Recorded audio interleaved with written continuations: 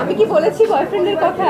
এই যে tournament police police আমি এবার নিজের জন্য একটা সুতাও কিছু মানে সুতাও কিনিনি। পোড়ামন 2 থেকে তখন ভালো, তখনের থেকে ব্ল্যাক মানি ভালো হয়েছে। তো এই জিনিসটার জন্য অপেক্ষা করছিলাম।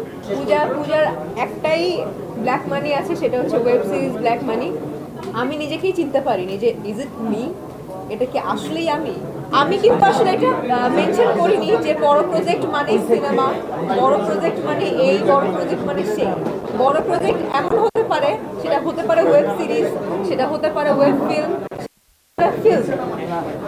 এবং আমার কাছে এই কাজটা বড় মনে হয়েছে বিকজ অফ এখানে রায়হান রাফি আছে, এবং রায়হান রাফির সাথে একটা গল্প আছে, অনেকগুলো বড় বড় কাস্টিং আছে যাদের আসলে আমরা আপনাদের ছোট দেখে আসছেন। তা আমার কথা তো নাই বললাম। তো সব কিছু মিলে মনে হচ্ছে যে এটা একটা ধামাকাদার কোনো কিছু হতে যাচ্ছে, এবং আমি আসলে খুবই খুঁতখুঁতে, কোনো কাজের ব্যাপারে খুবই খুঁতখুঁতে হয়ে গেছি ইদানিং। আমার কোনো কিছুই ভালো লাগে না। একটা গল্প শুনি, না আমার ভালো লাগছে না, না আমার এইটা ভালো লাগছে না, সেটা ভালো লাগছে না। তো সব কিছু মিলে মনে হয়েছে এইটা it's a perfect project for me, এবং এটা দিয়ে আসলে আমার কামব্যাক করলে ভালো হবে। এবং অনেকদিন পরে রায়হান রাফির সাথে কাজ করছি। রায়হান রাফি সেই শুরুতে পোড়ামন 2 এ কাজ করে গেছি, তারপর দহনে কাজ করলাম, 2টা প্রজেক্টে কাজ করছি। অনেকে অনেক সাইড থেকে জিজ্ঞেস করছিল যে রাফির কাজ তুমি কেন করছো না। তো আসলে যেই কাজটা দিয়ে আসলে মানুষের মনে গেঁথে গেছিলাম, রায়হান রাফির পোড়ামন গেঁথে গেছিলাম, তো সেই জায়গাটা না আসলে নষ্ট করতে চাই না, যে না ও আচ্ছা ঠিক আছে যেন তেন কাজ করছে, পোড়ামন 2ই ভালো ছিল। তো এটা আসলে মানে এই জিনিসটা আসলে করতে চাই না। পোড়ামন 2 থেকে তখন ভালো, তখনের থেকে ব্ল্যাক মানি ভালো হয়েছে। তো এই জিনিসটার জন্য অপেক্ষা করছিলাম, তাই এতদিন অপেক্ষার পরে ব্ল্যাক মানিতে কাজ করছি। That's it. এইবার আসলে আমার নেওয়ার কোনো চিন্তা ভাবনাই ছিল না, কারণ সবাই জানে যে আমার মা আমার সাথে নেই, এবং মা মারা গিয়েছে 6 মাস হতে চলছে, 6 মাসের হ্যাঁ অলমোস্ট 6 মাস হতে চলছে। তো এবার যদি আমার কোনো কাজ নাও থাকতো, আমার কাছে মনে হয় না যে এই পুজোর যে প্রিপারেশন, কেনাকাটা কিংবা এই হই হুল্লোড় করা, এই ঘুরতে যাওয়া, ওই ব্যাপারটা আমার মধ্যে থাকতো, কারণ আমার মা আমার সাথে নেই। গতবারও আমার মা সাথে ছিল, বিভিন্ন পূজা মণ্ডপে আমার মার হাত ধরে বলি, মার হাত ধরে না, মা আমার হাত ধরে যাচ্ছিল, অ্যাজ লাইক আমি তার মা এবং সে আমার সন্তান। এরকম ভাবে আমরা পুরো পূজা মণ্ডপে মূর্তি দেখছিলাম, ঠাকুর দেখছিলাম। তো ওই ব্যাপারটা আসলে রিকল হচ্ছে। তো এবার আসলে আমি কোনো প্রিপারেশন নেইও নেই, এবং উপরওয়ালা ভগবান আল্লাহ যেটাই বলি না কেন একটা কাজে মিলিয়ে দিয়েছে, যে কাজের মধ্যে তাহলে তুই প্রিপারেশন দিবি না, কাজের মধ্যে ব্যস্ত থাক, কাজ কর, যাতে তোর ওই জায়গায় তুই ডিপ্রেস না হয়ে যাস যে এবার পূজা হচ্ছে, এবার তোর মা নেই। মায়ের জায়গা তো অবশ্যই সবসময় মনে থাকবে, বাট একটু কাজে থাকলে না নিজেকে আসলে কোনোভাবে ব্যস্ত রাখা যায়।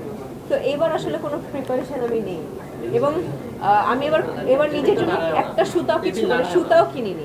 পরিবারের জন্য আসলে আমার ভাইয়া আছে, ভাবি আছে, ভাইয়ের একটা ছেলে আছে, তাদের জন্য কেনাকাটা করে দেওয়া হয়েছে। বাট আমি নিজের জন্য আপাতত কি এবার আসলে কিনিনি এবং কিনবো না ডেফিনেটলি। এর আগে আমি পোড়ামন 2-র কথা যদি বলি, এটা আমি জানি না অনেকে কেমন ভাবে নেবে।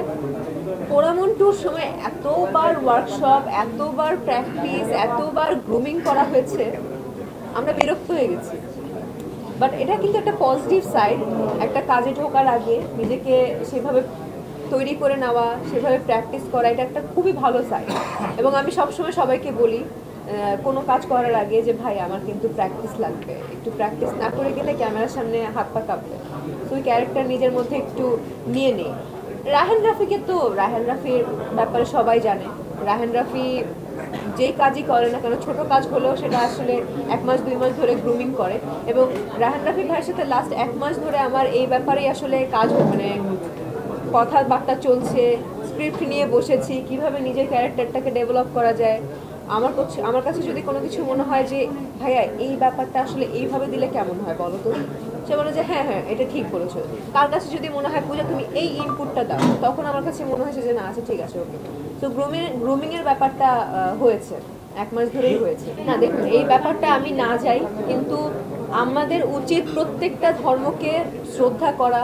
আমি একজন হিন্দু, আমি মুসলিম ধর্মকেও শ্রদ্ধা সম্মান করি, খ্রিস্টান, বৌদ্ধ, সব ধর্মকেই শ্রদ্ধা এবং সম্মান করি। এবং আমার কাছে মনে হয় আপনাদের সবারই সব ধর্মকে শ্রদ্ধা করা উচিত, সম্মান করা উচিত।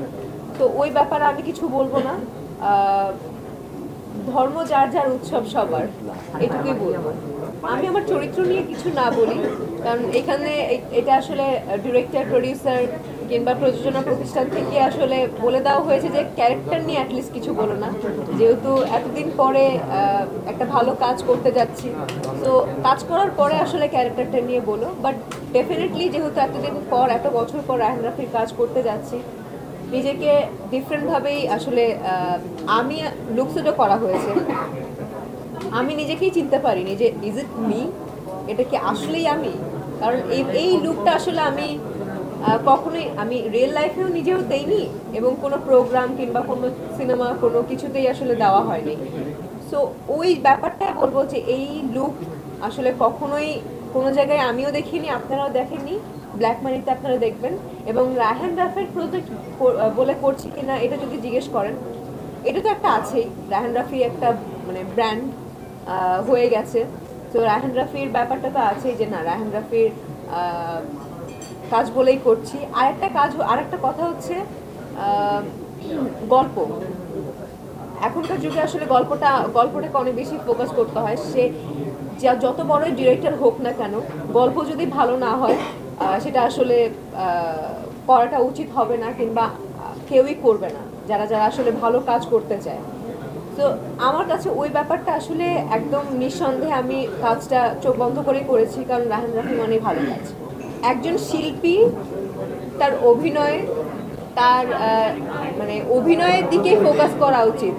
আমি তো কখনোই, আমার ইচ্ছা ছিল না রাজনীতি করার কিংবা রাজনীতির মধ্যে ঢোকার, এটা আমার কখনোই ইচ্ছা ছিল না। আমি একজন শিল্পী, আমি শিল্পী হয়েই জন্মেছি, শিল্পী হয়েই কাজ করছি, শিল্পী হয়েই আমি মরতে চাই। আসলে এটাই আমার মনের মধ্যে, এই জিনিসটাই আমি গেঁথে রেখেছি। তো রাজনীতির ব্যাপারটা প্লিজ ভাইয়া, আমার এই ব্যাপারটা আমাকে কোনো কোয়েশ্চেন করবেন না, এবং এই ব্যাপারটা আমি নিজের মধ্যে আনতেও চাই না। আস্তে আস্তে একটু একটু করে সবই জানতে পারবেন, এবং ভালো কাজের ব্যাপারেই জানতে পারবেন। এই যে হুট করে আজকে এই সিরিজের কথা, আপনারা তো এর আগে হয়তোবা একটু আন্দাজ করতে পেরেছিলেন যে পূজা হতে পারে, বাট শিওর ছিলেন না। তো ওইভাবেই, হ্যাঁ, ওইভাবেই আসলে একটা সারপ্রাইজ দিব যে না, বড় কোনো একটা সিনেমা করছি। আমি কি বলেছি বয়ফ্রেন্ডের কথা?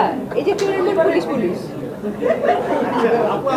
আচ্ছা আচ্ছা আচ্ছা, শেষ কোশ্চেন করে দিই। প্রত্যাশা ব্ল্যাক মানি নিয়ে, ব্ল্যাক মানি নিয়ে ডেফিনেটলি নতুন পূজাচেরিকে,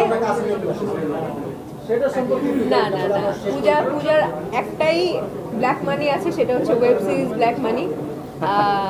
আর ডেফিনেটলি নতুন পূজাকে আপনারা দেখতে পাবেন, যাকে আসলে আমি নিজেই দেখিনি, এবং আপনারা অন্য কোনো সিনেমাতেও ওরকম লুকে দেখেননি, ওরকম ক্যারেক্টারও দেখেননি। এবং আমি যখন প্রথম রায়হান রাফি ভাইয়ের কাছ থেকে স্টোরিটা শুনি, লাস্টে আমার ক্যারেক্টারের কথা শুনে আমি না নিজেই অবাক হয়ে গেছি। আমার মানে মুখটা হা হয়ে গেছিল যে এই ক্যারেক্টার আমি করব, এই ক্যারেক্টার কি আমাকে দিয়ে সম্ভব হবে? তো ডেফিনেটলি আপনারা একটু অবাক হবেন যখন সিরিজটা দেখবেন। তখন আপনারা নিজেরাই নিজেদেরকেই প্রশ্ন করবেন যে এইটা পূজাচেরি ছিল। তো ডেফিনেটলি নতুনভাবে পূজাকে দেখা যাবে।